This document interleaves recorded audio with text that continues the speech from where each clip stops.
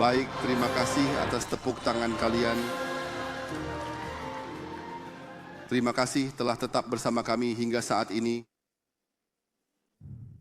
Tema hari ini adalah yang terakhir dalam sistem pelatihan kami. Tema terakhir dari 12 tema. Berjudul Menjadi Pemenang Sejati. Sebelum menjadi pemenang sejati, tema sebelumnya adalah berjudul Bagaimana Menjadi Sukses dan Bertahan Lama. Jika kalian ingat susunan dari kursus sistem ini, kursus ke-11 adalah Bagaimana Menjadi Sukses dan Bertahan Lama. Seharusnya ini yang terakhir, bukan? Bagaimana menjadi sukses dan bertahan lama. Seharusnya ini adalah yang terakhir.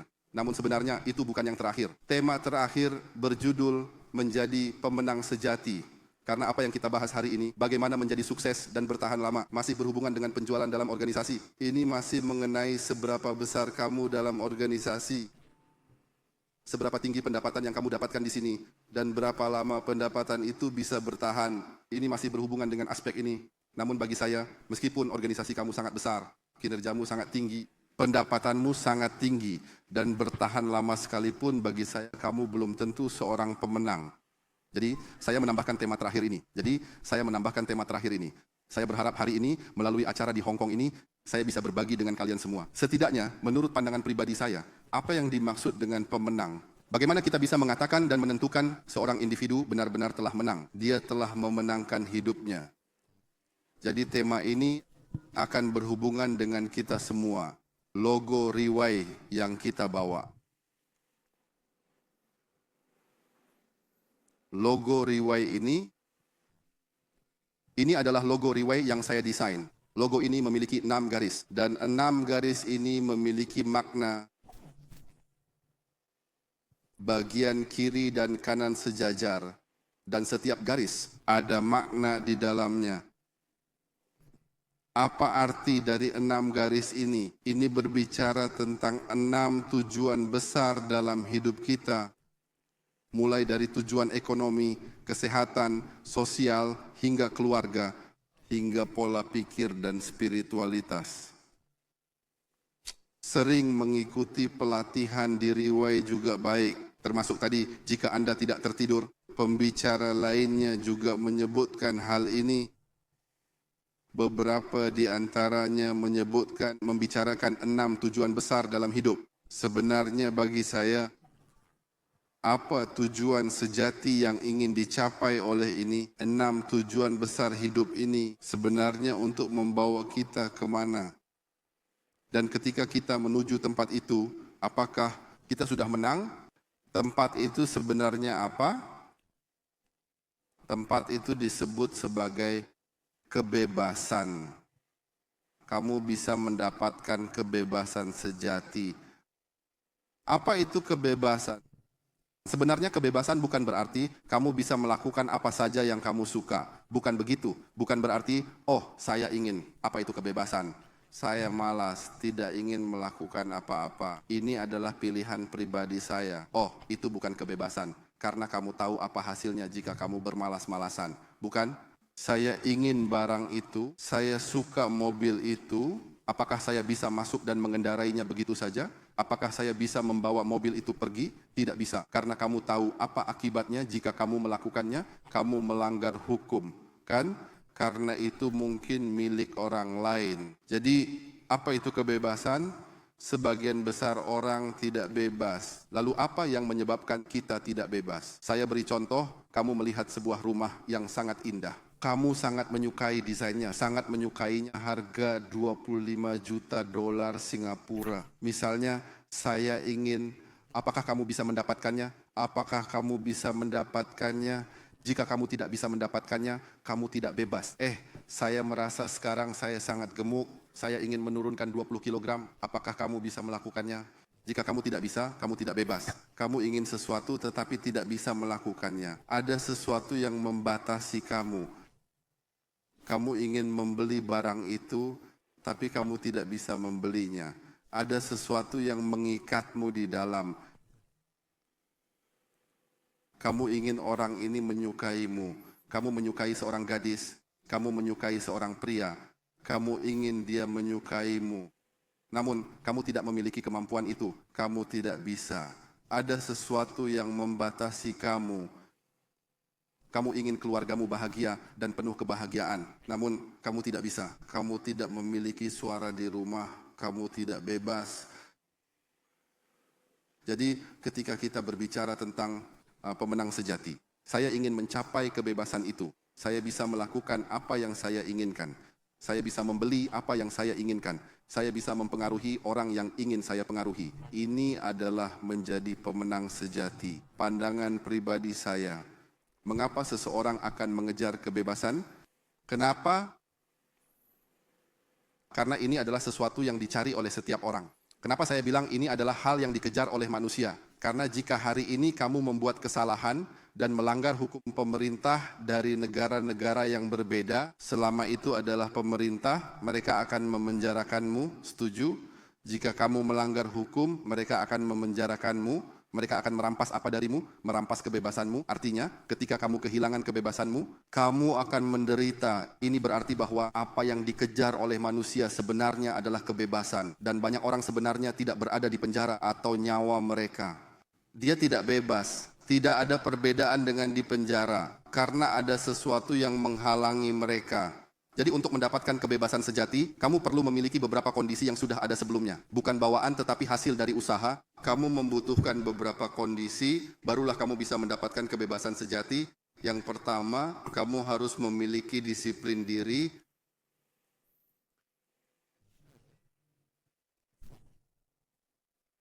Kamu perlu memiliki disiplin diri, yaitu bisa mengendalikan dirimu sendiri, mampu mengontrol dirimu sendiri. Sebelum kamu bisa mengendalikan dunia, kamu harus belajar terlebih dahulu untuk mengendalikan dirimu sendiri. Misalnya, saya ingin menurunkan 10 kg berat badan. Apakah perlu disiplin diri? Perlu, kan? Kamu memerlukannya. Saya ingin menghasilkan 10 juta dolar Singapura. Apakah perlu disiplin diri?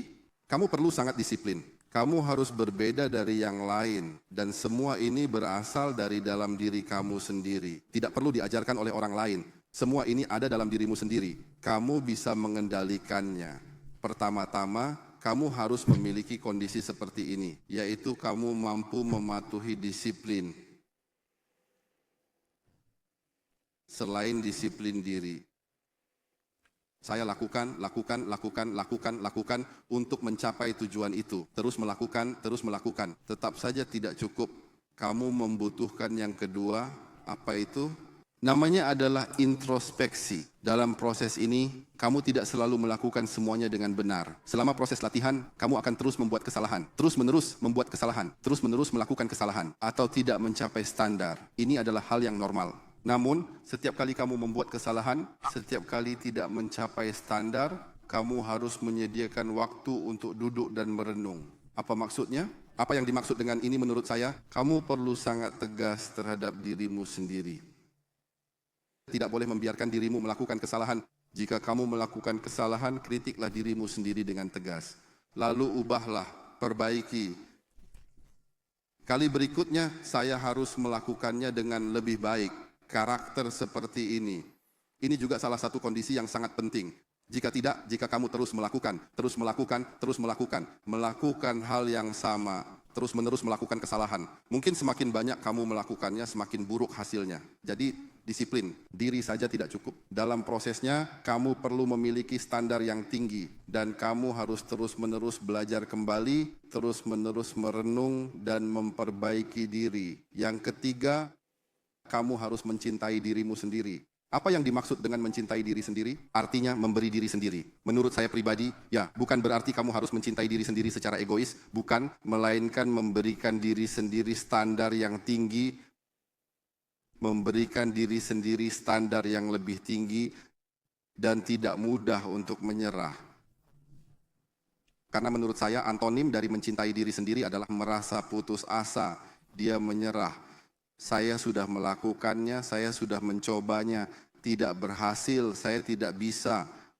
Orang yang tidak mencintai diri sendiri adalah orang yang tidak percaya diri. Dia tidak memiliki kepercayaan diri. Jadi pertama-tama kita harus memberikan diri kita sendiri standar yang lebih tinggi. Jika saya tidak bisa, tidak apa-apa. Saya masih percaya bahwa saya bisa melakukannya. Saya masih percaya saya bisa melakukannya. Jadi mencintai diri sendiri juga. Memiliki satu hal yang penting juga, yaitu Seorang individu harus berusaha untuk mengejar kebebasan. Pertama-tama, seperti berperang di medan perang.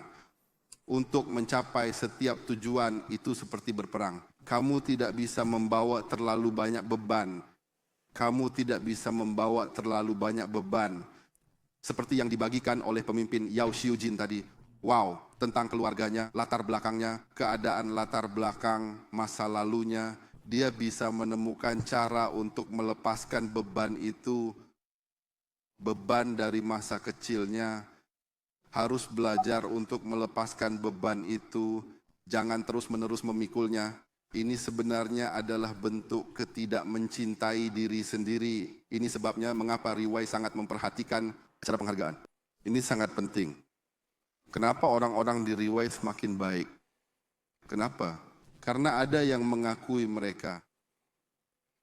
Hal-hal seperti ini, saya pribadi sangat merasakannya. Saya sangat-sangat merasakannya. Saya pernah naik ke sebuah panggung kecil. Panggung kecil seperti ini, berdiri di atasnya. Diberikan penghargaan oleh bos saya yang dulu. Penghargaan untuk apa? Penghargaan atas pencapaian saya mencapai $3.000 Singapura. Pencapaian $3.000 Singapura. Di atas panggung saya diberikan sebuah lencana. Sebuah lencana kecil diberikan kepada saya. Ini adalah kali pertama saya diberi penghargaan. Pertama kali dalam hidup saya. Ketika dia memberikan penghargaan kepada saya. Di bawah panggung ada lebih dari 20 orang yang memberikan tepuk tangan. Saat itu saya merasa betapa luar biasanya diri saya. Saya merasa, wow, betapa menyenangkannya itu. Saya tahu hal ini sangat penting bagi seseorang. Ini sangat penting bagi setiap orang. Jadi ini adalah hal yang sangat saya perhatikan. Saya memperhatikan setiap detailnya dari tahun pertama Riwai. Kami memberikan penghargaan hingga tahun ke-17 ini. Bulan depan kami akan mengadakan 8 acara penghargaan di berbagai belahan dunia. Setiap acara, jika kamu perhatikan, setiap acara lebih baik dari yang sebelumnya. Setiap acara memiliki standar yang lebih tinggi, kan? Jika kamu melihat dari dulu, jika kamu bergabung dengan Riwai 10 tahun yang lalu, dan kamu membandingkan dengan acara penghargaan 10 tahun yang lalu, dan membandingkan dengan acara penghargaan hari ini, itu sangat berbeda. Jangan meremehkan kami. Kami berkembang sedikit demi sedikit setiap hari. Setiap hari, sedikit demi sedikit kami berkembang. Ini adalah proses introspeksi yang saya sebutkan tadi. Setiap hari ada kemajuan, tidak peduli seberapa tinggi, tidak peduli seberapa puasnya setiap orang, namun pasti masih ada hal yang bisa diperbaiki. Di acara berikutnya, kami harus dia memperbaiki ini. Di acara berikutnya, kami harus menjalani proses yang lebih baik. Berdiri di atas panggung dan menerima penghargaan. Banyak orang bilang, ini cuma sandiwara dari Riwai. Ini hanya untuk menipu beberapa orang untuk bergabung. Saya katakan kepada kamu, terkadang acara penghargaan kami hanya dihadiri oleh orang-orang kami sendiri. Benarkah? Karena keterbatasan tempat di antara orang kami sendiri. Tidak ada seorang pun yang baru. Kami memberi penghargaan di antara kami sendiri. Ini bukan sekali dua kali, sering sekali terjadi seperti ini. Ini menunjukkan kami benar-benar ingin mengakui orang-orang ini. Kami benar-benar ingin memberikan penghargaan kepada mereka untuk menghargai usaha antar individu dan memisahkan kontribusi dan kemampuan mereka. Ini adalah tempat yang adil dan berdiri di atas panggung. Jika kamu tidak bisa memberikan kritik terlebih dahulu, kamu harus berdiri di atas panggung sendiri untuk mengetahuinya. Kamu harus berdiri sendiri, barulah kamu akan merasakan perasaan itu. Wah, tepuk tangan dari semua orang di bawah panggung. Gambaran perusahaan ini. Wah, video-video itu, wajahmu, namamu ada di sana. Wah, jika tidak bisa mengontrol diri, bisa sangat memalukan. Benar-benar. Terkadang saya melihat dari bawah, wah, betapa bagusnya jika ada orang yang memperlakukan saya seperti ini. Wah, betapa baiknya jika ada yang bisa memperlakukan saya seperti ini. Inilah Riwai. Riwai telah menciptakan sebuah perusahaan yang bahkan saya ingin bergabung. Jadi lihatlah, pemimpin kami banyak sekali. Benar, sampai sekarang mungkin kemampuan panggung mereka juga luar biasa. Saya rasa mereka semua sudah sangat baik. Namun, mungkin ada beberapa bagian yang kurang, namun rasa percaya diri mereka tetap ada. Lihatlah setiap pemimpin kami dan kehidupan mereka semakin baik. Dari awal, mereka semakin meningkatkan standar untuk diri mereka sendiri. Sebagian besar dari mereka, sejujurnya, mereka sudah tidak perlu bekerja lagi. Sebagian besar dari mereka benar-benar tidak perlu bekerja lagi. Kenapa mereka masih bekerja hingga hari ini? Dan bahkan berusaha lebih keras dan lebih tinggi dari kamu. Apakah kamu menyadarinya? Kenapa? Karena inilah yang disebut mencintai diri sendiri. Kepercayaan diri ini, semakin tinggi rasa percaya diri mereka, semakin tinggi pula standar mereka terhadap diri mereka sendiri. Mereka semakin memperhatikan diri mereka sendiri, semakin menghargai diri mereka sendiri. Ini adalah bagian yang sangat penting dalam hidup. Mereka memiliki tuntutan terhadap diri mereka sendiri. Itulah salah satu syarat yang sangat penting untuk mencapai tujuan akhirnya, menjadi pemenang sejati. Itulah disiplin diri, introspeksi, dan mencintai diri sendiri. Barulah kamu bisa mencapai kebebasan sejati. Dan dengan kondisi ini, sekarang mari kita lihat bagaimana untuk mencapai tujuan seperti apa. Tujuan apa yang bisa membawa kamu menuju kebebasanmu? Inilah yang dijelaskan oleh logo Riwai kami. Ini adalah 6 tujuan utama dalam hidup kita.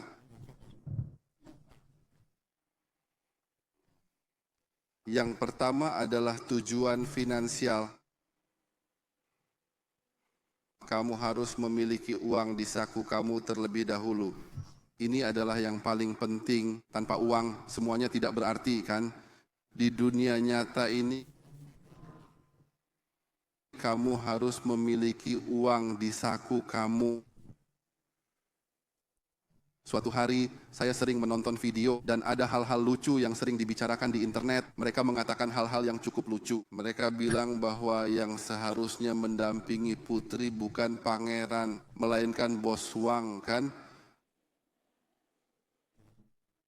Apakah itu tidak realistis? Memang begitulah masyarakat ini. Dia bilang dia suka laut. Ternyata dia suka laut Mediterania milik bos Wang. Dia bilang dia memiliki takdir buruk. Ternyata itu adalah Porsche milik bos Wang. Setiap kali saya menonton itu, saya selalu tertawa.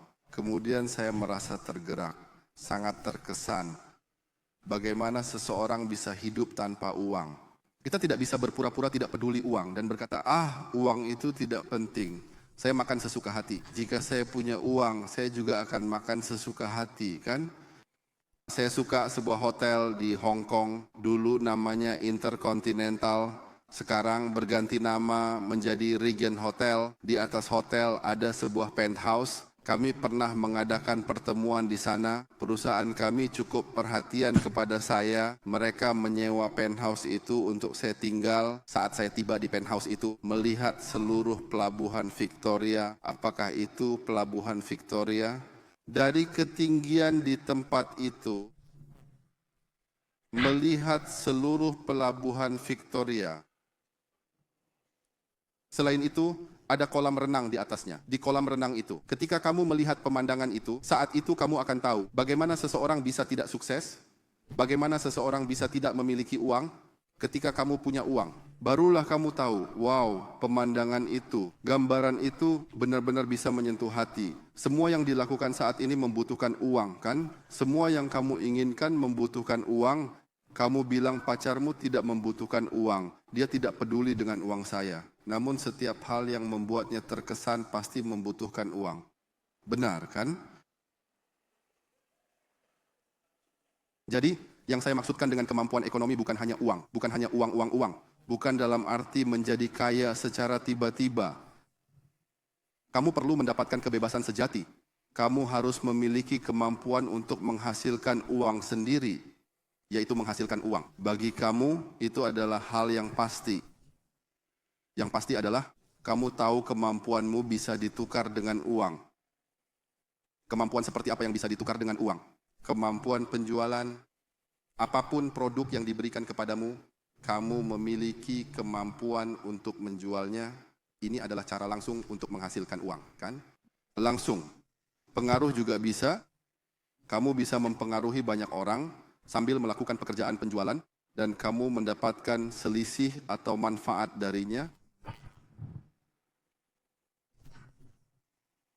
Semakin banyak orang, semakin banyak manfaat yang kamu dapatkan. Ini adalah cara yang dilakukan oleh Riwai. Kamu membangun organisasi dengan pengaruh tertentu, menjaga orang-orang ini tetap bersama, bahkan memotivasi mereka untuk menciptakan lebih banyak hasil dengan sistem bonus yang sangat adil, memberikan kamu bagian yang layak untukmu sendiri. Semakin besar organisasi kamu, semakin banyak yang kamu dapat. Ini membutuhkan pengaruh, kamu membutuhkan kemampuan penjualan, dan pengaruh serta kemampuan penjualan ini, itu tidak datang begitu saja sejak lahir. Itu membutuhkan kemampuan berbicara. Semua ini perlu latihan. Semua ini bisa dipelajari. Itu tidak diberikan sejak lahir. Kamu bilang kamu buruk, kami bisa menunjuk seseorang yang lebih buruk darimu. Namun hari ini dia sangat sukses. Hari ini Riwai bukanlah seperti 17 tahun yang lalu. Hari ini jumlah pemimpin Pegasus di Riwai. Pada salah satu acara saya menghitung jumlah pemimpin Pegasus yang telah tercapai. Ada 155 orang menjadi pemimpin Pegasus. Dan kamu tidak tahu konsep pemimpin Pegasus itu. Pemimpin Pegasus setidaknya rata-rata membutuhkan 5 juta dolar Singapura dalam 3 bulan. Menyelesaikan setidaknya 5 juta dolar dalam penjualan dalam 3 bulan minimal. Dan jika kamu perhatikan, untuk menjadi pemimpin Pegasus ini sangat sulit. Kamu harus mempengaruhi setidaknya 13 jalur untuk mencapai bintang kedua. Ini bukan berarti jika kamu menemukan seseorang yang hebat, dia mencapai 5 juta dan kamu bisa menjadi pemimpin Pegasus. Tidak begitu, kamu harus menemukan lebih dari 10 orang, mempengaruhi lebih dari 10 orang. Secara bersamaan dalam 3 bulan itu, setiap orang rata-rata mencapai target tertentu dan semuanya totalnya mencapai 5 juta. Jadi rata-rata itu sangat sulit. Beberapa orang melakukannya lebih banyak, beberapa orang hanya mencapainya dengan pas. Jadi pasti jumlahnya lebih dari itu, mengerti? Jadi dalam 3 bulan, mencapai setidaknya 5 juta dolar Singapura dalam penjualan. Berapa banyak dalam RMB? Antara 20 juta hingga 30 juta. Dari 20 juta hingga 30 juta. Dalam 3 bulan, angka yang sangat fantastis. Lebih dari 1.000 orang mencapainya. Saya tidak percaya bahwa lebih dari 1.000 orang itu semua hebat. Di dalamnya ada yang berusia 19 tahun. Tadi saya mendengar ada yang berusia 19 tahun, bukan? Ada yang berusia dari 19 tahun hingga 89 tahun, ada yang buta huruf. Apakah kamu mendengar tentang orang yang tidak bisa menulis? Mereka memulai dari nol, menggambar kura-kura dan angka nol. Hingga profesor universitas. Dari yang berjualan makanan di pinggir jalan hingga CEO perusahaan besar, dari laki-laki hingga perempuan dan setengah-setengah. Sekarang mungkin sudah tidak ada yang setengah-setengah lagi. Jadi kamu lakukan yang pertama jika kamu adalah dari yang sulit menjadi indah, dari pendek menjadi tinggi, dari gemuk menjadi kurus, dari hitam menjadi putih, semua ada.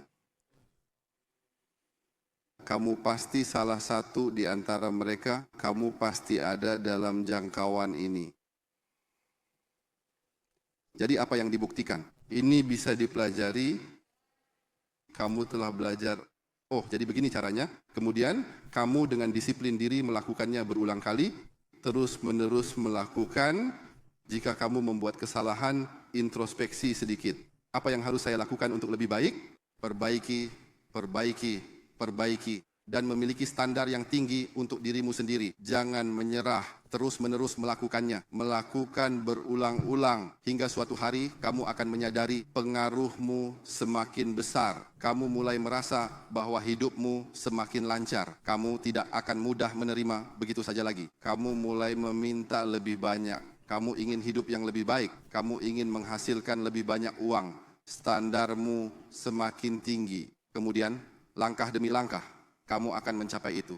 Kemampuan seperti ini menjadikan menghasilkan uang bukan masalah. Artinya, kamu tidak perlu khawatir tentang uang lagi.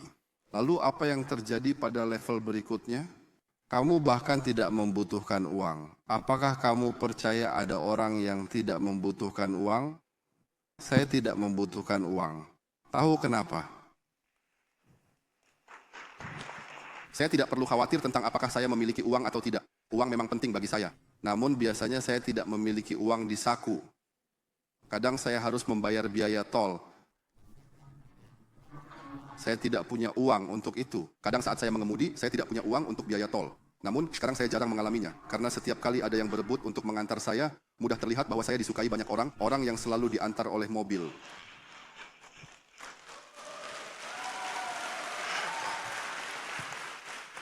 Meskipun saya tidak perlu membayar biaya tol.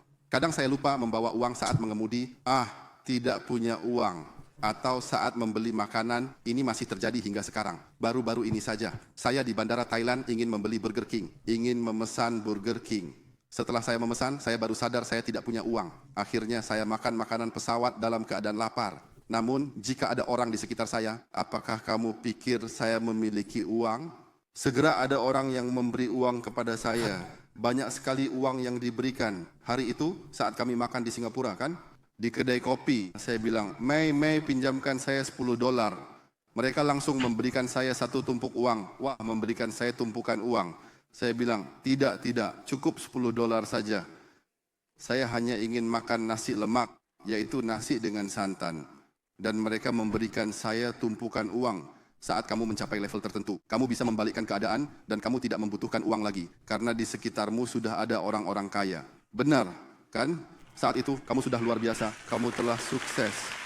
Ketika banyak orang pertama kali, mereka ingin segera memberikan uang kepada kamu, itu adalah tanda selamat untukmu. Kamu sudah mencapai level yang luar biasa, kemampuan menghasilkan uang. Apakah kamu bisa mencapai tempat itu? 100% kamu bisa. 100%, asalkan kamu memiliki disiplin diri, mampu terus berkembang, mampu memiliki standar tinggi untuk dirimu sendiri. Ini adalah yang pertama, kamu harus punya uang di saku. Apakah uang di saku bisa memberikan kamu lebih banyak rasa percaya diri? Tentu saja bisa. Jika kamu tidak tahu, jika sekarang kamu tidak punya uang di saku, coba masuk ke showroom Rolls-Royce, masuk ke showroom mobil Rolls-Royce, tempat menjual mobil Rolls-Royce. Mobil Rolls-Royce. Coba lihat di dalam. Kamu akan ragu di pintu. Kamu bahkan tidak berani masuk, kan? Tanpa uang, kamu bahkan tidak berani masuk ke toko tas mewah biasa. Kamu tidak berani masuk. Sekarang, jika tiba-tiba kamu punya $300.000, apakah kamu berani masuk ke Hermes? Apakah kamu berani masuk ke LV? Jika kamu punya $300.000, kamu akan berjalan dengan percaya diri dan orang itu tidak perlu melihat apakah kamu punya uang di saku atau tidak. Dia hanya melihat wajahmu dan dia tahu kamu bisa membeli, kan? Karena kamu tahu kamu punya $300.000 di saku, wajahmu akan langsung memancarkan rasa percaya diri itu. Rasa percaya diri itu pasti akan memberimu lebih banyak rasa percaya diri. Rasanya benar-benar luar biasa. Rasanya benar-benar sangat baik. Inilah sebenarnya yang kita kejar. Jadi ini adalah tujuan finansial. Tujuan kesehatan yang kedua.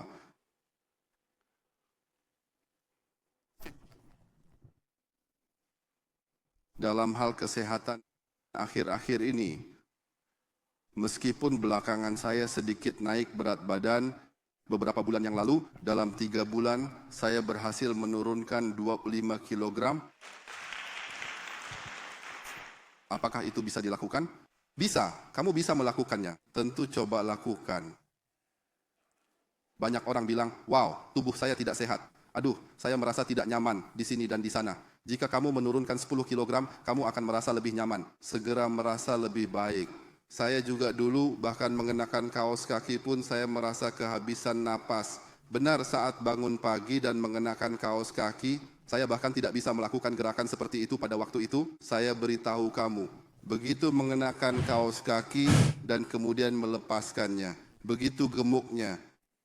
Begitu gemuk sampai tidak bisa melihat alat kelamin saya, tidak bisa melihatnya. Sangat tidak nyaman dan hal itu terus menghalangi kamu karena kebiasaan kamu sudah membentuk kebiasaan yang sangat buruk. Kebiasaan buruk dalam hal makan dan olahraga. Kebiasaan yang sangat buruk. Setiap orang pasti menghadapi situasi seperti ini. Jika kamu terus-menerus melakukan hal yang sama selama waktu tertentu, hal itu menjadi kebiasaan. Sulit sekali untuk menghentikannya. Sangat-sangat sulit. Kamu membutuhkan pemicu. Tiba-tiba merasa marah pada dirimu sendiri. Standarmu tiba-tiba menjadi lebih tinggi. Saat itu juga langsung berhenti makan gula. Apakah menurunkan berat badan itu sulit? Cukup dengan tidak makan gula, kan? Minum air putih saja sudah cukup. Hindari makanan yang bisa berubah menjadi gula dalam tubuh. Misalnya nasi, mie, roti.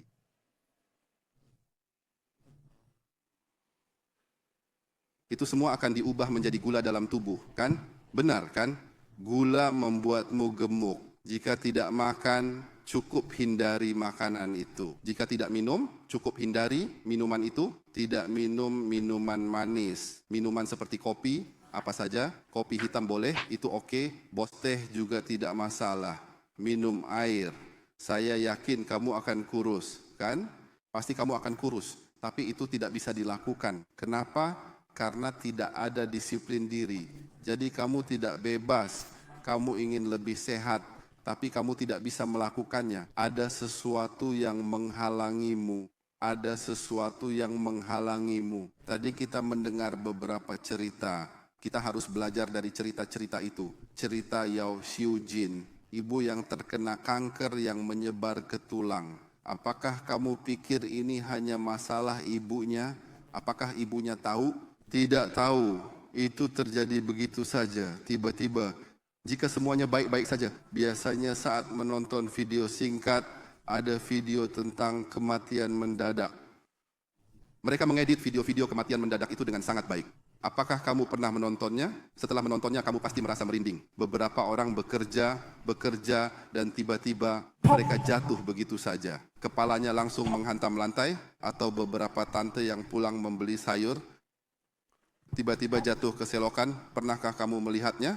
Mereka mengedit 10 hingga 20 video seperti ini. Jika kamu menonton semua itu secara berurutan, saat itu mungkin ada kekuatan besar yang membuat kamu ingin berubah, Beberapa orang tidak akan berubah, beberapa orang menonton dan hanya tertawa. Mereka pikir itu tidak akan terjadi pada diri mereka. Apakah orang-orang dalam video tersebut berpikir itu akan terjadi pada mereka? Apakah itu terjadi pada mereka? Apakah itu akan terjadi pada kita? Mereka juga tidak berpikir itu akan terjadi pada mereka. Ini adalah hal yang perlu diingatkan. Tadi pasangan Yao Xiujin berjuang bertahun-tahun. Akhirnya mereka mencapai sedikit keberhasilan. Mereka memiliki kehidupan yang cukup baik, kan? Tiba-tiba di keluarga mereka muncul kanker, begitu diobati, semuanya kembali seperti semula, kan? Ratusan ribu dolar hilang begitu saja. Itu sangat menakutkan. Jika hal itu bukan terjadi pada orang tuanya, jika itu terjadi pada mereka sendiri, jika itu terjadi pada dirimu sendiri, itu juga akan membebani orang lain, kan? Membebani orang lain. Ada sebuah pepatah yang mengatakan, hari itu saya mendengar sebuah kalimat. Saya merasa itu sangat masuk akal. Inilah yang menjadi tujuan kita dalam hal kesehatan. Dikatakan bahwa situasi yang paling bahagia bagi seseorang adalah kamu hidup lama dan mati cepat. Setuju? Apakah ini bukan yang kita kejar? Apakah manusia akan mati? Hanya berbeda cara matinya. Kamu ingin mati, tapi matilah dengan cepat. Namun kamu ingin hidup lama, kan? Namun jika matimu lambat dan kamu tidak bisa berjalan lagi, seperti seorang anak berjuang bertahun-tahun menghasilkan sedikit uang, tiba-tiba ada biaya operasi ratusan ribu. Apakah kamu bisa menghindarinya? Tentu tidak bisa. Keluarga mengumpulkan uang, setiap keluarga pasti mengalaminya. Pada saat itu, seluruh keluarga berada dalam suasana gelap, seluruh langit terasa kelabu. Setiap orang dalam keluarga merasa sangat buruk. Saya yakin kalian pernah melihat orang lain atau bahkan mengalami sendiri keadaan seperti ini. Setiap keluarga pasti akan menghadapinya. Ini sangat umum terjadi. Akhirnya mereka mengumpulkan uang ratusan ribu dan menghabiskannya. Dan pada saat itu semua orang merasa lega. Mereka bisa bernapas lega. Setahun setengah kemudian itu datang lagi. Harus mengeluarkan ratusan ribu lagi, datang lagi. Baik, 2 tahun kemudian datang lagi. Apakah ada situasi seperti ini? Tidak pergi juga. Mati, tapi tidak bisa mati. Menantikan sampai semua orang marah. Semua orang akan berpikir. Mereka akan menyerah pada orang seperti itu. Kamu hanya mati. Setiap orang bersyukur. Akhirnya orang tua ini pergi. Ini adalah kesedihan terbesar dalam hidup, kan? Tidak hanya kamu yang menderita, tapi juga membebani semua orang. Kita harus belajar dari ini. Kita perlu belajar dari ini. Jadi ini juga adalah masalah standar. Tidak sakit atau tidak menderita itu tidak cukup. Kamu bisa menipu dirimu sendiri, kan? Tidak sakit. Saya tidak punya masalah sekarang. Oke, saya masih bisa berbicara, masih bisa berjalan. Kamu tahu masalahmu, kan? Sehari buang air kecil 7 atau 8 kali, kan? Beberapa orang buang air besar sekali dalam 7 atau 8 hari. Tidak masalah, tapi masalah akan datang nanti. Jadi kita mulai sadar dengan keadaan ini, berat badan harus dikontrol, kamu bisa mengontrolnya. Untungnya, belakangan ini saya melakukannya. Benar kan? Untungnya saya memberikan contoh yang baik. Kalau tidak, sekarang saya mungkin menjadi orang gemuk. Meskipun sekarang saya masih gemuk, saya tahu. Tapi jika waktu itu saya lebih gemuk, setidaknya sekarang ada sedikit garis rahang. Dulu tidak ada sama sekali. Itu menakutkan. Setidaknya saya sekarang bisa menunjukkan beberapa hal kepada kalian. Apakah kalian bisa melakukannya? Jujur saja, itu bukan urusan saya. Saya melakukannya, kan?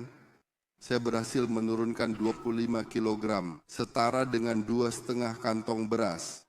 Sekarang saya merasa tubuh saya ringan, seperti burung layang-layang, benar-benar ringan, seperti bisa terbang. Benar, payung saya terasa lebih besar. Parasut, maksud saya. Dulu payungnya kecil dan cepat turun. Sekarang payungnya lebih besar dan turun lebih pelan. Karena payungnya lebih besar. Karena tubuh saya lebih kecil. Ini adalah hal yang sangat menyenangkan. Setidaknya saya merasa senang dengan diri saya sendiri. Dan jujur saja, saya tidak hanya makan purtir. Dulu saya sering bilang bahwa saya makan apa saja. Sekarang saya benar-benar hanya bilang, makan saja yang penting. Jika kamu makan, pasti ada manfaatnya, kan?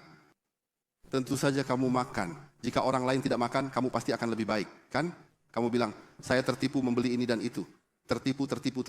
Saya makan. Kenapa? Karena ini milik saya sendiri. Dan kita membutuhkan. Hidup kita bukan untuk diri kita sendiri. Di sekitar kita ada orang yang peduli pada kita, orang-orang yang mencintai kita. Kita memiliki tanggung jawab untuk merawat diri kita sendiri. Itu adalah tanggung jawab kita. Bukan untuk berkata, saya menyerah begitu saja. Jadi kamu perlu memiliki disiplin diri. Perlu disiplin diri seperti itu. Membuat dirimu lebih baik, lebih tampan, lebih cantik, lebih tinggi. Untuk tinggi badan, itu sudah takdir, maaf. Tapi proporsinya harus lebih baik, kan? Jika harus lebih putih, maka lebih putih. Jika harus lebih cantik, maka akan lebih cantik. Cintai dirimu sedikit lebih banyak. Tidak hanya membuat dirimu bebas dari penyakit dan rasa sakit. Tak ada masalah, saya baik-baik saja sekarang, oke. Tidak hanya harus seperti itu. Kamu harus membuat dirimu menjadi lebih kuat. Melakukan hal-hal yang ingin kamu lakukan. Melakukan hal-hal yang ingin kamu nikmati. Saya berusia 50 tahun dan saya masih bisa terjun payung.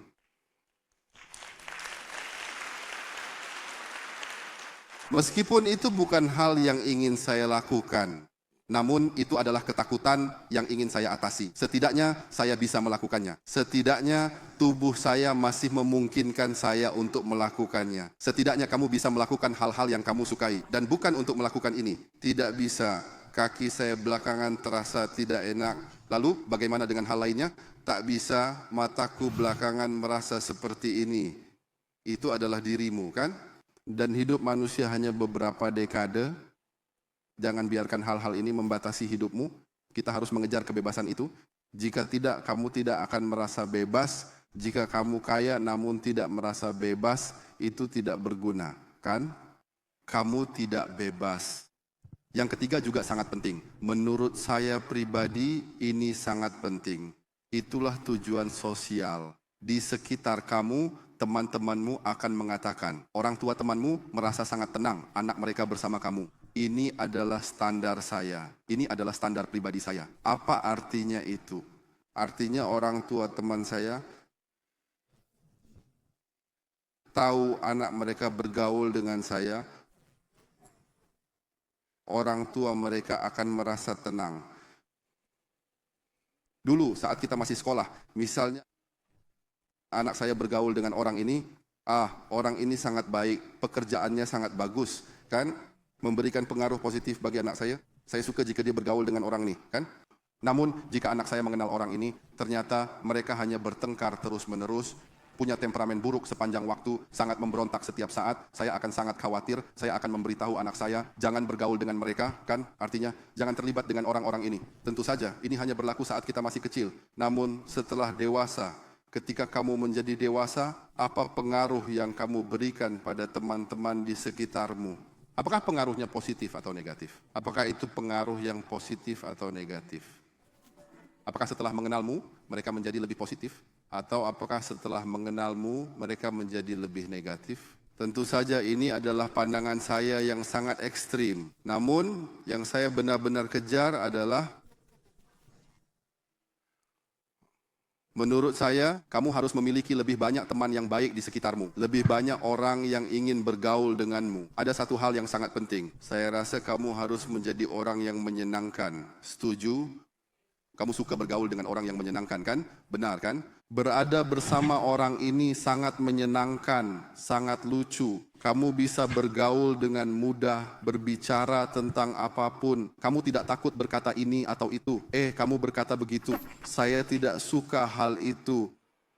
Belum sempat kamu berbicara, dia sudah marah. Apakah kamu memiliki teman seperti itu? Iya, ada. Artinya, kamu merasa nyaman bersama orang tertentu. Apa yang kamu katakan, dia bisa menerima. Apapun yang kamu katakan, dia bisa sepakat denganmu. Mudah untuk berbicara tentang apapun. Itu adalah perasaan seperti menemukan teman sejati, ngobrol tanpa henti. Mengerti? Kamu harus menjadi orang seperti itu. Kamu bisa berbicara tentang apapun dan menerima semua keadaan. Apapun yang dia katakan, kamu akan sangat tertarik. Dia sangat suka berpartisipasi. Jadilah orang seperti itu. Teman-teman di sekitarmu akan semakin banyak, kan? Teman-teman baikmu akan semakin banyak. Hal-hal seperti ini kita bisa berubah, kita bisa melakukannya, kita bisa melakukan hal ini, kita bisa membuat pilihan seperti ini, seperti air. Jika ada celah, kita bisa masuk ke sana. Kita bisa membuka topik apapun, membuka topik yang mereka minati, sangat mudah untuk bergaul. Mengetahui cara mengontrol emosi. Tentu saja dalam prosesnya ada juga cara dan sikap. Kamu juga akan memiliki pengaruh tertentu terhadap mereka. Secara perlahan, kamu bisa mempengaruhi mereka untuk menjadi lebih positif. Saya memiliki banyak teman di sekitar saya. Tidak hanya orang-orang dari Riwai. Banyak teman saya yang kehidupannya menjadi lebih baik karena saya. Hidup mereka menjadi lebih baik. Mungkin karena saya, mereka tidak bercerai. Karena saya, anak-anak mereka menjadi lebih baik. Semua itu mungkin saya merasa sangat bangga dan puas dengan hal ini. Teman-temanmu akan semakin banyak di luar sana juga seperti ini. Apalagi di Riway, kan? Apalagi organisasi saya sendiri. Pengaruh saya terhadap mereka harus lebih positif. Dan bukan hanya melihat teman-teman di luar sana. Purtia itu sangat bagus. Cepatlah. Ambil uang mereka. Riwai itu sangat bagus. Hanya berbicara tentang 2 topik ini sepanjang waktu. Di luar sana tidak ada teman. Saya sudah kehabisan teman untuk diajak berbicara. Semua teman saya sudah tidak mau berbicara lagi. Aneh, ada orang yang menjalankan bisnis MLM dan mendapatkan lebih banyak teman. Namun kamu menjalankan bisnis MLM dan justru kehilangan teman. Semua teman berubah menjadi musuh. Kenapa? Jadi ada beberapa hal yang perlu kamu lakukan dengan sikap yang baik. Jangan setiap kali berbicara langsung, wow, saya ingin sponsori dia. Segera ingin merekomendasikan dia, segera ingin menjadikannya sumber uang, dan akhirnya kamu kehilangan teman. Kan? Tadi, Candy memberikan sebuah contoh. Dia mengikuti seorang pemimpin Pegasus sebelumnya, 2 tahun kan? 2,5 tahun, 1,5 tahun. Saya mengikuti seorang teman saya selama 5 tahun. Saya mengikuti Ivy selama 2 tahun. Mengikuti Ivy selama 2 tahun. Saat Ivy belum bergabung. Apakah kamu tahu siapa Ivy? Dia adalah senior director kami. Saya mengikuti dia. Dia kira saya sedang mengejar dia.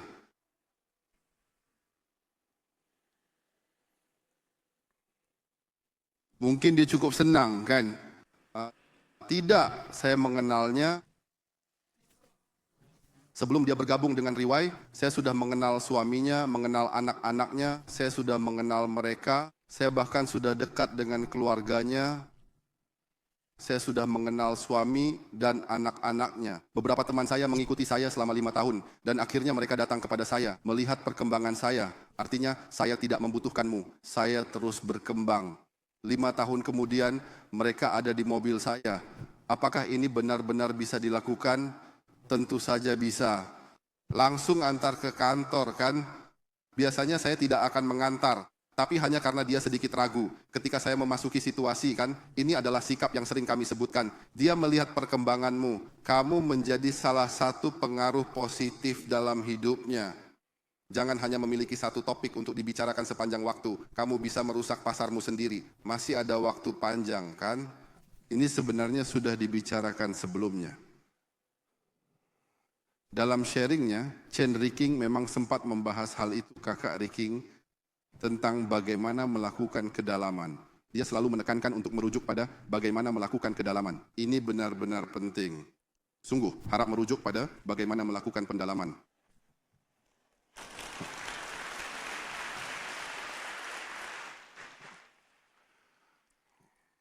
Kamu tidak perlu seperti ini, tidak perlu terus-menerus berbicara tanpa henti sampai orang bosan, itu tidak perlu, harus memiliki sikap yang baik. Biarkan teman-temanmu tahu apa yang kamu lakukan, oke? Namun jangan terus-menerus mengganggu mereka sampai mereka merasa terpaksa, jangan. Teman-teman kita sangat penting, teman itu sangat penting, lingkaran sosial kita sangat penting. Dan kamu harus membuatnya, memberikan pengaruh positif terhadap mereka. Tentu saja, pada akhirnya, kamu juga ingin mereka baik-baik saja. Jika mereka tidak baik-baik saja, ajak mereka bergabung dengan Riway. Jika mereka tidak hidup dengan baik, jika mereka hidup dengan baik, kita seharusnya mendukung mereka, kan? Teman-teman saya di luar, saya tentu akan mendukung mereka. Apapun bidangnya, saya akan mencoba segala cara untuk mengajari mereka atau berbagi dengan mereka bagaimana seharusnya mereka bersikap terhadap hal-hal tertentu, mereka bisa melakukannya dengan sangat baik. Tidak hanya Riway yang bisa melakukannya dengan baik, kan? Jika kamu memiliki teman yang sukses di berbagai industri, itu akan sangat baik untukmu. Itu baik, kan? Ya, jika mereka tidak berhasil. Sebenarnya sebagian besar memang seperti ini. Ajak mereka bergabung dengan Riway. Masih ada waktu panjang, kan? Apalagi di luar sana banyak sekali. Jika kamu pergi keluar, di luar banyak sekali orang. Kamu bisa menjadikan mereka teman, kan? Apa perbedaan antara teman dan orang asing? Perbedaan satu-satunya antara teman dan orang asing adalah komunikasi. Ketika kamu bertemu orang asing, kamu tidak akan berbicara dengan mereka. Ketika bahu bertemu bahu. Namun, dengan teman, kamu akan langsung berbicara, kan? Kamu akan menyapa mereka. Artinya, jika kamu berkomunikasi dengan orang asing, dia akan menjadi temanmu, kan? Hari ini, saya memiliki banyak teman kami semua, bukan hanya saya. Teman-teman kami semua mulai dari orang asing, kan? Sama halnya sampai hari ini, kita memiliki kebutuhan ini, industri ini membutuhkan hal seperti ini, perlu memperluas lingkaran sosialmu dan mendekatkan mereka denganmu, menjadikan mereka teman baik. Jangan berkata, saya tidak suka ini, yang itu saya tidak bisa, yang itu juga tidak bisa. Jangan terlalu banyak mengeluh. Jadilah orang yang menyenangkan, orang yang seru, orang yang bisa berbicara tentang apapun, maka jalanmu akan menjadi lebih lancar. Jika kamu tidak bisa melakukan ini dan tidak bisa melakukan itu, serta ini, kamu akan memiliki banyak musuh dimanapun kamu pergi. Kamu tidak akan merasa bebas, kan? Jadi kamu harus mulai dari dirimu sendiri. Mulailah dengan mengubah dirimu sendiri. Selanjutnya, sangat penting, tujuan keluarga. Terkadang orang bertanya pada saya, aneh bos, kamu sudah sampai ke titik ini, bulan ini kami terbang seperti ini. Saya punya 9 acara. Mulai dari awal. Mulai tanggal berapa? Tanggal 1. Sepertinya begitu. Saya tidak tahu, kurasa begitu. Entahlah, semuanya dimulai sejak bulan lalu. Terbang terus-terusan. Terbang sampai sekarang. Saya bahkan belum pulang ke rumah. Bulan ini sudah terhitung. Bulan ini terasa sangat ringan bagi saya. Karena hanya ada 9 acara. Pada waktu tidak ada pelatihan, saya mengadakan pertemuan puncak. Setiap hari saya terbang setiap hari. Rekornya adalah terbang 4 kali dalam 1 hari. Tidak, saya terbang ke 4 negara dalam 1 hari, 3 kali. Pagi hari saya berada di kota ini, siang hari saya berada di kota ini, sore hari saya berada di kota ini, malam hari saya berada di kota ini. Jadi kamu tidak bisa menyalahkan saya. Jika saya langsung tanya ini acara apa, kalian tidak bisa menyalahkan saya. Coba kalian rasakan, kalian akan lebih buruk rasanya. Sungguh, saya tidak tahu di mana saya berada. Saya tidak pulang ke rumah. Tidak pulang sejak malam tahun baru. Aneh. Walau seharusnya keluarga saya mengalami masalah besar, kan? Banyak masalah, bukan? Apakah ada masalah? Coba tebak. Setiap keluarga memiliki tantangannya sendiri. Saya tidak bisa mengatakan semuanya baik-baik saja, tapi pasti lebih baik dibandingkan banyak orang. Pasti lebih baik daripada banyak orang. Setidaknya saya tidak terlalu terpengaruh oleh masalah di rumah. Jadi kondisi pertama, kamu harus mencari pasangan yang baik, kan? Ini adalah syarat pertama. Ini juga salah satu alasan kegagalan dalam perjalanan kesuksesan. Salah satu kegagalan dalam jalan suksesmu adalah memilih pasangan yang salah. Ini bukan kata saya, tapi tertulis dalam buku. Saya sudah memilih dengan benar. Namun, tidak peduli sebaik apapun kamu memperlakukan pasanganmu, tetap ada masalah di rumah, kan? Namun, setidaknya saya merasa tidak ada masalah. Kamu lihat, saya mungkin bisa cerita sedikit tentang diri saya. Sejak kecil, saya sudah dianggap anak nakal, dikenal sebagai anak nakal di sekolah, dan oleh orang tua didefinisikan sebagai anak nakal oleh 3 kakak perempuan saya. Saya sangat memberontak, nakal, sangat nakal, suka mengerjai orang, ya suka begitu, punya sifat seperti anak nakal. Sering berkelahi, sering membuli teman-teman di sekolah. Tapi saya membuli orang dengan alasan pembelaan diri. Tetapi saya tetap memiliki rasa keadilan dalam hati. Saya tidak membuli yang lemah, saya mencari yang lebih besar untuk dilawan. Prinsip saya adalah melawan yang lebih besar. Meskipun saya kalah, saya tidak akan merasa malu. Benar kan? Jika saya menang, saya merasa sangat bangga. Sejak kecil saya memang seperti ini, saya adalah siswa yang menjadi masalah di mata guru. Selalu menjadi yang terakhir dari SD hingga SMP, saya selalu seperti itu. Jadi di mata keluarga saya selalu menjadi masalah yang sangat mengganggu. Ibu saya hampir setiap hari harus pergi ke sekolah, memohon pada sekolah untuk membiarkan saya. Sekolah ingin mengeluarkan saya, ibu saya akan pergi memohon. Setiap kali dia harus pergi ke sekolah. Kemudian saya kembali ke rumah dan dipukul oleh ayah saya. Dipukul terus sampai saya tidak takut lagi. Dipukul sampai kulit saya jadi keras. Akhirnya sekitar usia 15 atau 16 tahun saya mulai melawan. Tidak bisa dipukul lagi, tidak bisa dipukul lagi. Dia tidak bisa memukul saya lagi. Gerakan saya semakin baik. Karena saya sudah berlatih selama lebih dari 10 tahun. Jadi banyak hal yang memang harus dilatih. Refleks saya menjadi sangat cepat. Saya bisa menghindari pukulannya yang menggunakan tangan kiri. Saya juga bisa menghindari pukulan dengan tangan kanannya. Dan akhirnya dia melukai tangannya sendiri. Dia pun berhenti memukul saya. Tapi dia berhenti, tidak memukul lagi. Mereka menyerah pada anak ini. Dulu saya berada dalam situasi seperti itu. Jadi saya katakan di dalam keluarga, kamu harus bisa bahagia. Mereka bisa mendukungmu tanpa syarat. Kamu harus bisa mengambil keputusan di rumah. Apakah kamu bisa melakukannya di keluargamu sekarang? Apakah kamu yang memutuskan? Saya tidak tahu, kamu sendiri yang tahu. Di dalam keluargamu, apakah kata-katamu dihargai? Apalagi saya adalah yang termuda di rumah. Sejak kecil saya selalu diawasi dan dibimbing. Kamu tahu, saya dari seorang anak yang tidak bisa berbicara. Semua yang saya lakukan selalu salah. Sampai akhirnya saya bisa sekarang. Saya yang memutuskan di rumah. Proses perubahan itu, pengalaman itu tidak mudah, setuju? Jika saya sejak kecil sudah menjadi anak yang baik, maka kata-kata saya akan dihargai, oke? Tidak, saya adalah kebalikan dari itu. Saya mulai berpikir, hanya ketika orang tua saya menyerah pada saya baru mulai berpikir. Karena saya pemberontak. Dulu mereka ingin saya belajar, saya tidak mau. Saat mereka berhenti mengatur saya, baru saya mulai belajar. Saya belajar sampai mereka bilang, jangan belajar terlalu banyak. Malah saya jadi semakin giat belajar, terus belajar dudawa. Saya membaca sampai benar-benar bingung. Saya bisa membaca hampir 24 jam sehari, akhirnya mereka takut. Jadi ini adalah sifat yang sangat pemberontak, tidak suka mengikuti orang lain. Jadi itulah sebabnya saya memilih untuk melakukan bisnis MLM, kan? Karena sebagian besar orang yang terlibat dalam MLM sebenarnya memiliki sifat seperti ini. Mereka tidak terlalu peduli dengan apa yang orang lain pikirkan. Orang yang sangat peduli dengan pendapat orang lain tidak akan duduk di sini, kan? Unbreak time was mom. Jadi saya memang memiliki sifat seperti ini dari satu ekstrim menuju ekstrim lainnya. Sesuatu yang perlu dibuktikan. Bukti sedikit demi sedikit, bukti perlahan-lahan.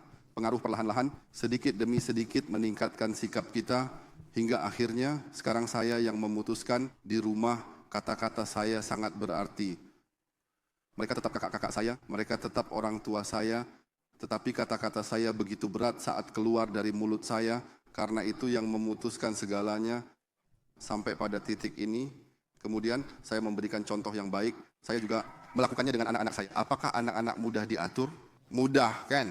Saya tidak pernah khawatir tentang pekerjaan rumah mereka. Saya tidak pernah khawatir. Namun, setiap anak saya adalah anak yang cerdas. Saya tidak pernah mengatur pekerjaan rumah mereka. Bahkan, saya mengajari mereka bagaimana cara membolos sekolah. Bahkan, anak saya yang paling kecil, saat anak saya yang paling kecil berusia 8 tahun, dia harus sekolah besok. Hari ini saya beri dia minum sampai mabuk. Saya ajari dia cara membuat koktail. Kemudian saya beri dia minum sampai mabuk. Tetapi semua anak saya tetap sangat baik di sekolah. Tahu kenapa? Kamu tahu kenapa? Meskipun saya mengajari mereka dengan cara yang mungkin buruk di rumah, tetapi mereka tahu apa yang saya lakukan di luar rumah. Mereka tahu, mereka pernah datang ke pertemuan saya. Mereka pernah pulang ke rumah dan pernah bertanya pada saya. Anak saya pernah bertanya pada saya, "Papa, kenapa kamu adalah papaku?" Mereka merasa sangat aneh karena saya adalah ayah mereka. Itu adalah hal yang sangat aneh bagi mereka. Karena mereka datang ke pertemuan saya, melihat saya di atas panggung dan melihat begitu banyak orang mendukung. Mereka duduk di sana dan menonton. Kenapa orang yang ada di atas panggung itu adalah ayah saya? Apakah kamu mengerti apa yang saya maksud? Apakah kamu mengerti maksud saya? Apakah kamu mengerti apa yang saya coba sampaikan? Saya benar-benar kesulitan untuk mengungkapkannya. Dia datang dan bertanya kepada saya, "Kenapa kamu adalah ayah saya?" Ayah teman-teman mereka biasa-biasa saja. Kenapa ayah saya seperti ini? Mereka merasa aneh. Kamu mengerti, kan? Kemudian hal ini mempengaruhi beberapa hal. Mereka melihat tindakan saya di rumah, sikap saya dalam mempelajari sesuatu. Ketika kita belajar bersama sikap kita, mereka belajar beberapa hal dari saya. Saya tidak perlu mengajarkannya, Bahkan misalnya anak saya, seperti anak Yao Xiujin yang tidak belajar taekwondo. Anak saya yang paling kecil sudah sabuk hitam dan 3 pada usia 10 tahun, sabuk hitam dan 3. Dan setiap kali dia harus berlatih, harus ikut ujian, ikut pertandingan. Kadang-kadang saya pergi, kadang saya pulang dan kebetulan dia ada pertandingan, saya akan menonton. Dan saat saya menonton, saya duduk di ruang olahraga indoor. Duduk di atas, kan? Di depannya ada penguji. Penguji-penguji itu sebenarnya sangat tegang. Anak-anak yang ujian juga sangat tegang. Mereka harus memperagakan gerakan di depan penguji. Yang sebenarnya membuat dia tegang adalah ayah yang duduk di atas itu. Mata saya terus menatapnya. Saya berkata, "Jangan lihat saya, jangan lihat saya, jangan lihat saya." Saya tidak meminta dia untuk melakukan apa-apa, apakah dia lulus atau tidak, saya tidak merasa apa-apa, saya juga tidak akan mengajarinya. Kamu harus lakukan ini dan itu, saya tidak akan mengkritiknya. Saya hanya akan berada di sana untuk mendukungnya, tetapi dia tetap tegang. Karena dia sangat peduli dengan pendapat saya, karena dia tahu siapa saya sebagai ayah. Kamu bisa membayangkan bagaimana perasaan mereka. Bagaimana saya dalam pandangan mereka. Anak saya belajar terjun payung. Pada usia 16 tahun, dia mendapatkan lisensi terjun payung. Kedengarannya mudah. Kedengarannya sangat mudah. Selama proses ini, dia harus melakukan 25 lompatan. Proses untuk mendapatkan lisensi profesional itu, setiap saat dia ingin pulang, namun dia terus bertahan hingga mendapatkan lisensi itu. Saya tidak mengatakan sepatah kata pun, tidak perlu mengatakannya. Istri saya menemani dia terjun payung. Saya tidak ada di sana. Istri saya menemani dia terjun payung. Setiap hari istri saya menelepon saya. Kamu bicara sedikit dengan dia, dia ingin pulang. Jangan khawatirkan dia tidak akan pergi. Terus bertahan, terus sampai dia selesai dengan 25 lompatan. Kenapa? Karena ayahnya selesai terjun. Itu sangat mudah. Sebenarnya dia hanya ingin melakukannya untuk menunjukkan kepada saya. Sebenarnya itu hanya untuk menunjukkan kepada saya. Kenapa? Karena mereka harus tahu siapa ayahnya. Membuat diri mereka sendiri lebih baik. Saya punya banyak contoh seperti ini di rumah. 3 kakak perempuan saya. Mereka semua memiliki pendidikan tinggi. Bahkan ada yang memiliki gelar doktor. Ada yang memiliki 2 gelar sarjana dan gelar master. Setiap hari Minggu, keluarga kami bermain mahjong bersama. Saya menemani ibu saya bermain mahjong. Itu adalah hal yang baik. Setelah bermain mahjong, apakah kalian sudah mengerjakan Apakah PR? pekerjaan rumah sudah dikerjakan? Saya berpikir dalam hati, ini adalah pola yang sering terjadi pada kebanyakan orang. Mereka tidak bisa melakukannya sendiri, tapi mengharapkan Kami orang tua tidak anak bisa mereka melakukan itu. melakukannya. Jadi kami berharap kalian bisa melakukannya. Tidak heran banyak masalah muncul, kan? Saya tidak membutuhkan itu. Saya tidak perlu mengatakannya. Jadi banyak waktu. Sebenarnya bukan soal berapa banyak waktu di rumah. Bahkan jika kamu menghabiskan 24 jam di rumah, keluargamu belum tentu bahagia. Setuju? Saya mungkin hanya pulang 1 hari dalam sebulan. Hari itu anak-anak saya satu persatu masuk ke kamar. Mereka memanggil saya satu persatu. Mereka duduk di sekitar saya. Biasanya mereka dipaksa belajar piano. Belajar. Mereka kesal dan ingin berhenti. Saat saya kembali, saya melihat saya bermain piano dengan indah. Beberapa dari mereka duduk di sofa, berpura-pura duduk di sana. Padahal mereka sedang mendengarkan. Karena setelah saya selesai bermain, saya tidak peduli dengan mereka setelah selesai. Setelah saya selesai, saya pergi. Beberapa saat, kemudian suara piano kembali terdengar. Saya mendengar seseorang sedang bermain piano. Dulu, ketika mereka belajar, rumah kami tidak terdengar suara piano. Namun, sekarang ada yang melakukannya. Ada yang memberi contoh di rumah. Secara alami mereka melakukannya. Karena itu menyenangkan, karena itu nyaman. Mereka ingin mencapai tingkat itu sendiri. Banyak orang berkata, bos, kamu bukan orang biasa, kamu pasti bisa melakukannya. Saya beri kalian contoh terbaik, istri saya. Baru-baru ini, beberapa waktu lalu, sebelumnya, dia mengeluh kepada saya. Bukan keluhan, tapi dia mengatakan kepada saya, anak-anak tidak mendengarkan dia. Sekarang semakin sulit mengatur mereka. Kamu tidak perlu khawatirkan mereka. Kamu hanya perlu fokus pada dirimu sendiri. Apa yang mereka pelajari seperti musik. Mereka ikut kegiatan ekstrakurikuler. Mereka belajar musik, mereka terus menertawakan ibunya karena ibunya tidak bisa bernyanyi dengan baik. Bakat musik anak saya pasti berasal dari saya. Genetiknya sangat baik. Jika ingin, saya bisa memberi sedikit gen saya. Hanya bercanda, lalu menertawakan ibunya yang tidak bisa bernyanyi dengan baik, bahkan ritme salah. Tidak masalah jika nadanya salah, namun ritmenya masih salah. Sama sekali tidak memiliki bakat musik. Dia bernyanyi dengan suara yang sangat buruk, seperti berada di dunianya sendiri. Jadi anak-anak saya selalu menertawakan dia, terutama anak perempuan saya. Dia adalah seorang jenius. Dia memiliki bakat musik yang luar biasa. Dia memiliki kemampuan pendengaran nada yang sempurna. Apakah itu disebut pendengaran nada yang sempurna? Saya minta dia memainkan G sharp untuk saya. Dia langsung bisa memainkan G sharp. Pendengaran nada yang sempurna, bakat alami. Melihat ibunya yang sama sekali tidak bisa. Dia selalu menertawakan ibunya dan tidak setuju dengan ibunya. Saya bilang, lakukan dengan cara saya dan kamu pasti bisa. Kamu bisa melakukannya, kan? Mengajarinya bermain piano. Seseorang yang sama sekali tidak memiliki bakat musik dan tidak memiliki koordinasi tangan dan kaki. Mungkin dia bahkan bisa berjalan dengan gerakan yang tidak sinkron. Kadang orang seperti ini, orang yang tidak bisa menangkap bola yang dilempar kepadanya. Namun dalam pandangan saya, dia adalah Dewi. Kalian tidak boleh menertawakannya. Saya bilang itu sangat sederhana. Namun istri saya adalah orang yang sangat pekerja keras dan tahan banting. Dari dulu saat dia sekolah, sudah begitu. Saya mulai mendekatinya saat saya di kelas 3 SMP. Kelas 3 SMP, saya bilang, mengikuti cara saya. Kamu tidak perlu belajar cara lain. Apakah kamu tahu bagaimana cara saya belajar piano? Pertama, hafalkan sebuah lagu. Kalian bisa mencobanya saat kalian punya waktu. Karena kalian harus memiliki hobi. Sebuah lagu hanya beberapa menit, kan? Lagu itu terbagi dalam 4 ketukan, 4 ketukan, 4 ketukan.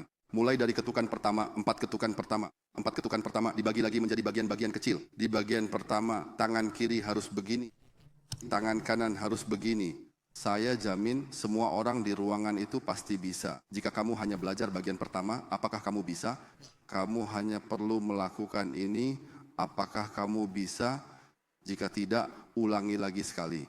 Tidak bisa, ulangi sekali lagi. Setelah 10 kali, kamu pasti bisa 100%. Tidak bisa, setelah 30 kali, pasti kamu bisa. Pasti bisa, kan? Oke, bagian pertama. Mainkan, sudah terbiasa, kan? Tidak ada kesalahan, kan? Bagian kedua, sekarang cari bagian kedua. Saya akan memberitahunya di mana letak frame kedua, begini, begini, begini. Oke, ulangi bagian kedua, ayo, kedua kali, ketiga kali. Ulangi lagi, mainkan 5 kali lebih tanpa kesalahan. Saya hanya berdiri di samping istri saya dan mengajarinya. Awalnya anak-anak saya masih tertawa, sangat gaduh. Saya berkata, jangan menyerah, teruskan. Setiap kali dia salah, mainkan 10 kali lagi. Setiap kali salah, mainkan 5 kali lagi. Hingga hari ini, tidak sampai 3 bulan. Lagu itu, jangan main-main. Lagu seperti Wedding in Dream. Tidak mudah, kan? Dia bisa melakukannya. Tanpa melihat notasi, dia bisa memainkan Wedding in Dream.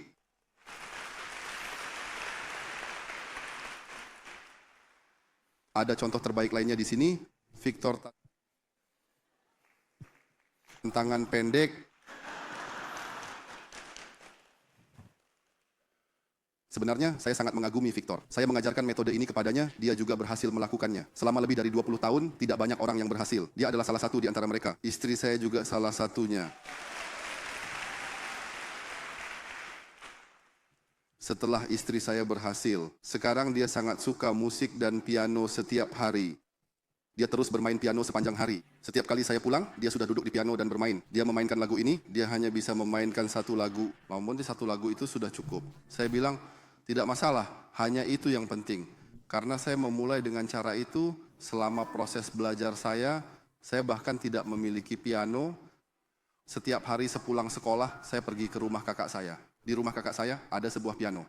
Saya berlatih dengan cara ini, 1 bagian demi 1 bagian. Belajar 1 bagian per 1 bagian. Hingga hari ini, saya masih tidak bisa membaca notasi. Namun, begitu saya duduk di depan piano, saya bisa bermain sepanjang hari. Saya belajar dengan cara ini, 1 bagian per 1 bagian, 1 bagian per 1 bagian. Setelah belajar lagu pertama, kan? Saya hanya mengandalkan 1 lagu. Dulu setiap kali saya melihat piano, saya langsung tidak bisa menahan diri. Saya duduk, saya memainkan lagu itu.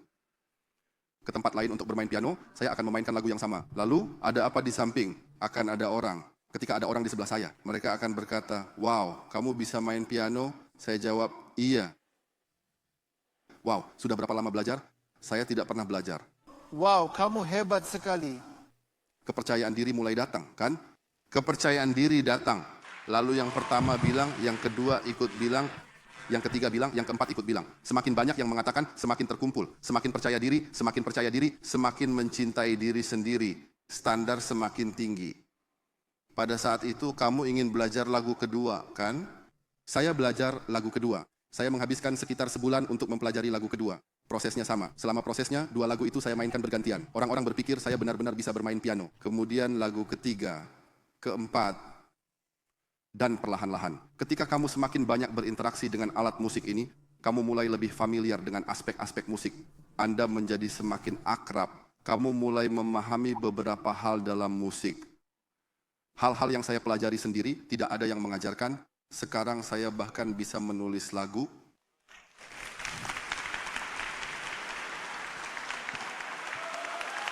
Apakah itu terdengar baik atau tidak, itu lain cerita. Namun, setidaknya saya memiliki kemampuan dan keterampilan ini untuk menulis sebuah lagu, kan? Dan bukan hanya 1 lagu, melainkan beberapa lagu. Semua dimulai dari nol. Ketika istri saya berhasil, anak-anak saya sekarang diam semua.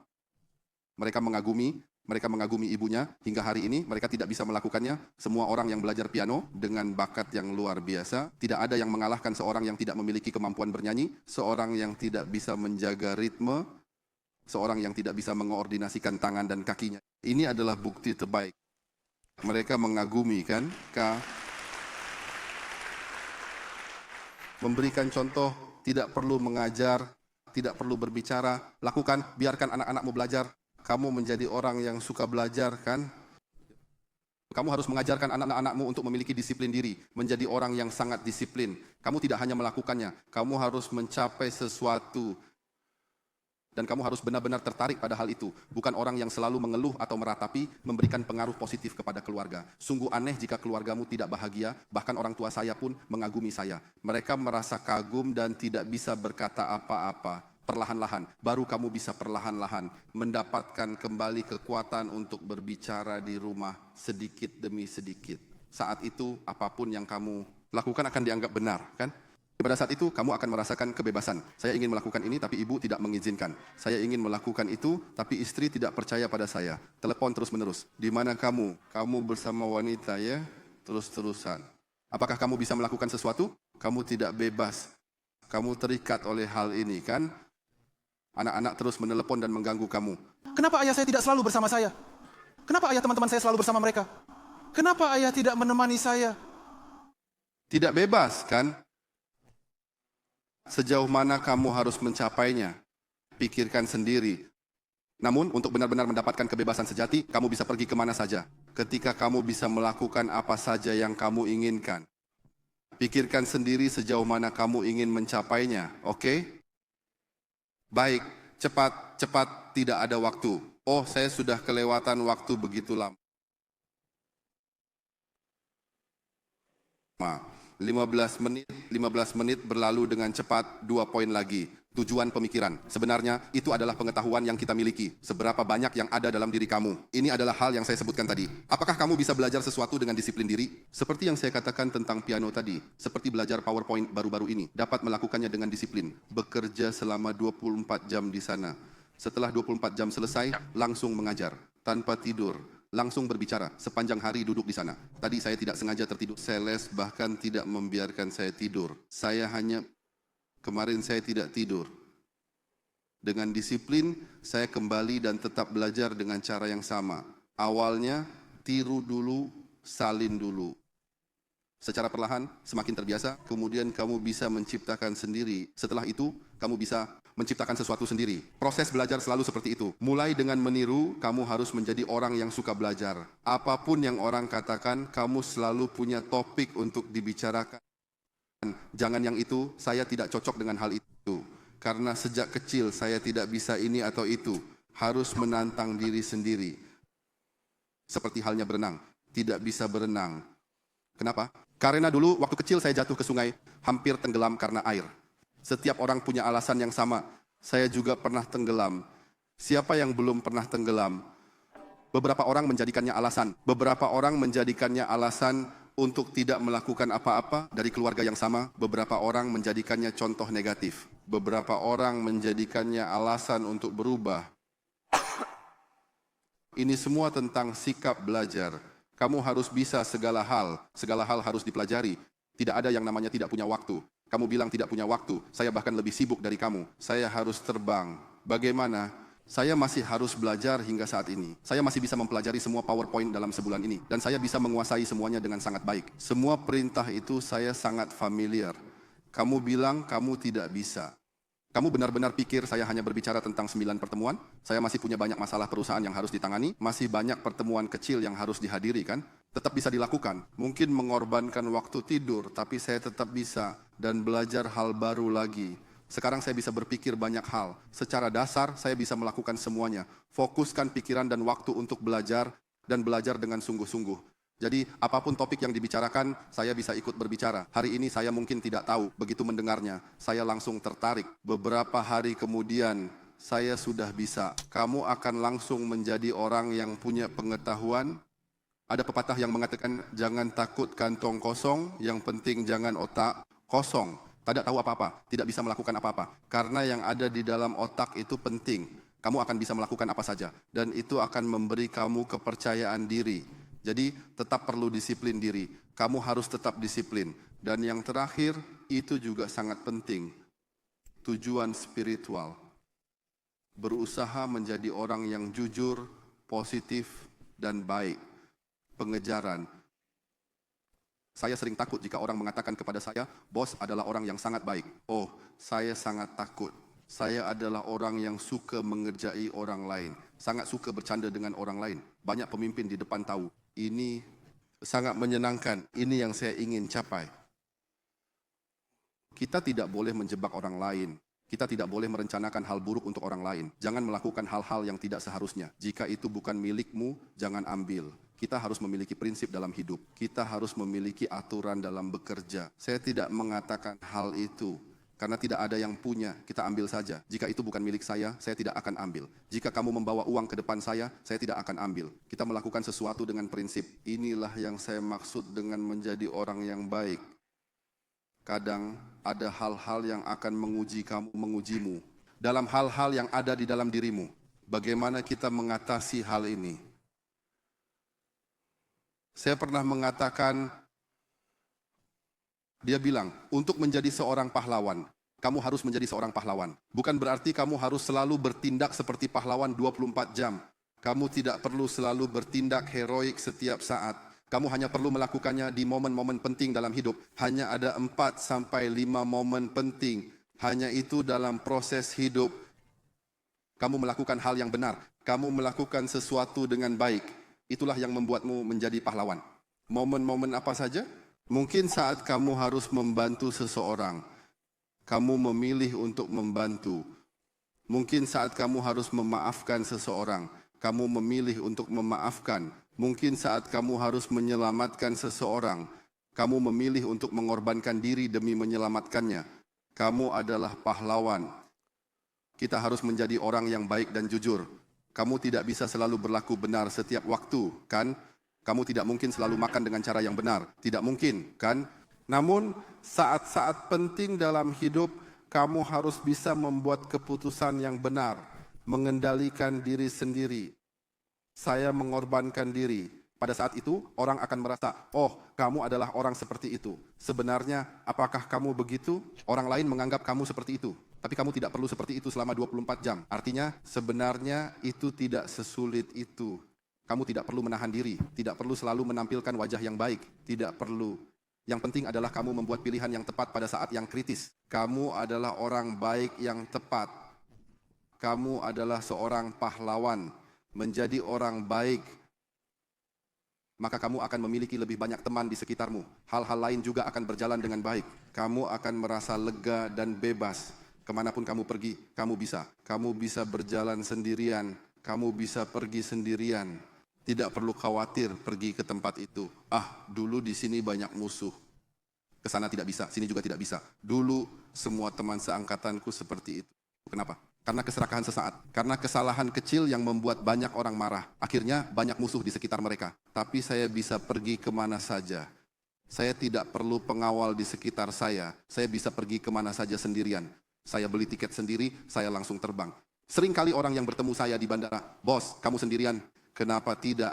Saya tidak perlu banyak orang di sekitar saya. Tidak perlu. Apapun yang saya butuhkan, saya bisa atasi sendiri. Saya bisa beli tiket sendiri. Saya bisa memperhatikan segala sesuatu sendiri. Karena saya menganggap diri saya sebagai seorang pemimpin. Saya menempatkan diri saya pada posisi untuk mengejar kebebasan sejati. Saya tidak perlu bergantung pada orang lain. Suatu hari, ada seorang pemuda, dia pergi ke sebuah desa. Ketika dia sampai di desa itu, dia menemukan bahwa orang-orang di desa itu belum pernah melihat babi hutan. Tahu babi hutan? Pernah melihat babi hutan, pernah makan daging babi hutan. Pemuda itu merasa heran. Kenapa mereka belum pernah melihat babi hutan? Begitu terbatas pengetahuannya. Dia merasa orang-orang itu tidak hebat. Dia berkata, baiklah, saya akan menangkap babi hutan untuk kalian lihat. Dan benar, hari itu dia pergi ke gunung untuk mencari babi hutan. Dia berjalan-jalan di gunung mencari-cari. Tapi apakah dia menemukan babi hutan? Tidak, tapi dia menemukan banyak jejak kaki babi hutan. Jejak kaki babi hutan berarti apa? Apakah ada babi hutan? Ada. Jadi oke, dia tahu bahwa ada babi hutan di sekitar situ. Dia turun ke desa dan membeli banyak jagung. Tahu jagung? Dia membeli banyak jagung, kemudian dia menaruh jagung itu di beberapa tempat dan menaruh jagung di beberapa tempat tersebut. Kemudian dia memasukkan sebuah tongkat besar ke tanah di situ. Dia menancapkan tongkat itu ke tanah di sana. Tongkat yang besar itu ditancapkan ke tanah. Lalu dia pergi. Hari berikutnya dia kembali ke gunung untuk melihat. Apakah jagung masih ada di sana? Masih ada? Masih ada. Masih ada. Itu aneh. Padahal ada babi hutan dan dia menemukan lebih banyak jejak kaki babi hutan. Padahal ada babi hutan. Kenapa babi hutan tidak makan jagung itu?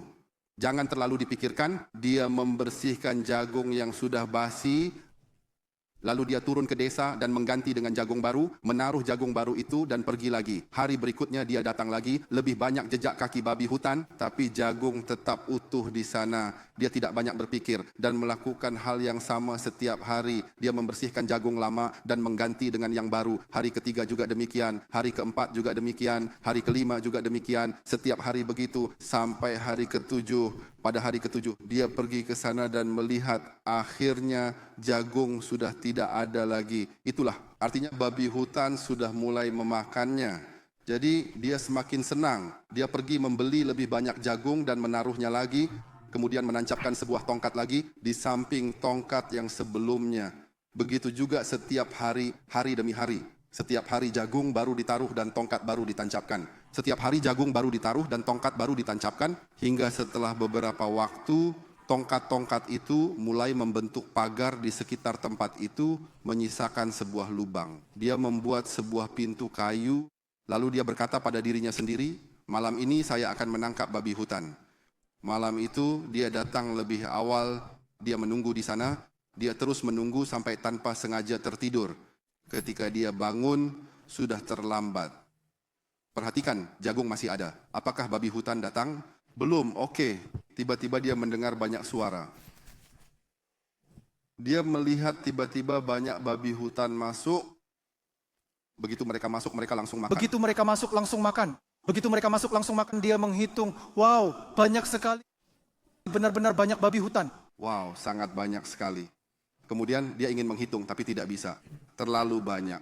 Kemudian dia melihat sudah cukup kan? Dia pergi ke sana dan menutup pintu. Dia turun gunung dengan penuh kegembiraan. Dia pergi ke desa dan memberitahu orang-orang desa itu, saya menangkap babi hutan. Semua orang tidak percaya.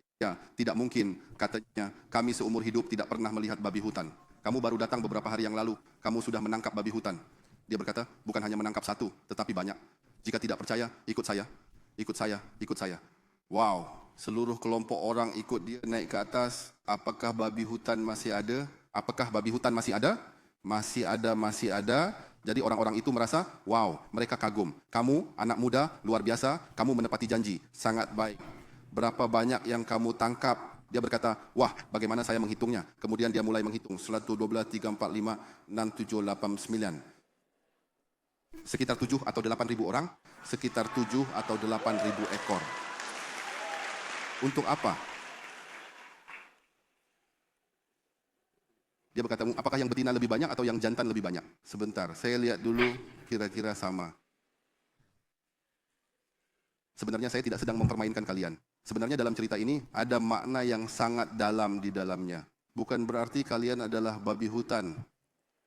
Apakah kalian menyadari pada hari pertama ketika dia meletakkan jagung di sana? Apakah babi hutan datang? Ya, mereka datang. Karena ada lebih banyak jejak kaki babi hutan. Lalu kenapa mereka tidak makan? Kenapa tidak makan? Karena babi hutan itu sombong. Mereka sombong, mereka datang dan melihat. Benar, itu jagung. Apakah mereka suka makan? Mereka suka, tapi mereka berkata, saya bebas. Saya bisa mencari makanan di hutan. Saya bisa mencari makanan sendiri. Saya tidak perlu sesuatu yang tiba-tiba muncul. Pada hari kedua, masih ada lagi. Pada hari ketiga, masih ada lagi. Pada hari ketujuh, daya tarik itu benar-benar tak tertahankan.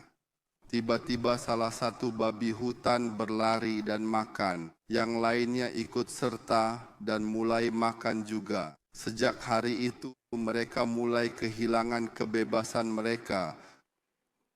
Sejak hari itu mereka mulai kehilangan kebebasan mereka. Apa yang ingin disampaikan oleh cerita ini? Dengarkan baik-baik. Ketika kamu mulai bergantung pada orang lain, kamu mulai kehilangan kebebasan.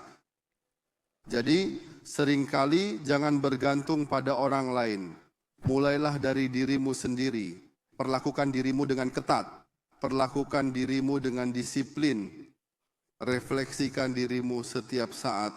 Tetapkan standar tinggi untuk dirimu setiap saat. Jadilah keras pada dirimu sendiri. Jangan mudah menyerah. Bergantung pada dirimu sendiri. Hanya dengan begitu, kamu bisa menjadi pemenang sejati. Saya akan berhenti di sini hari ini. Saya Lin Wenfeng. Terima kasih semuanya. Terima kasih banyak.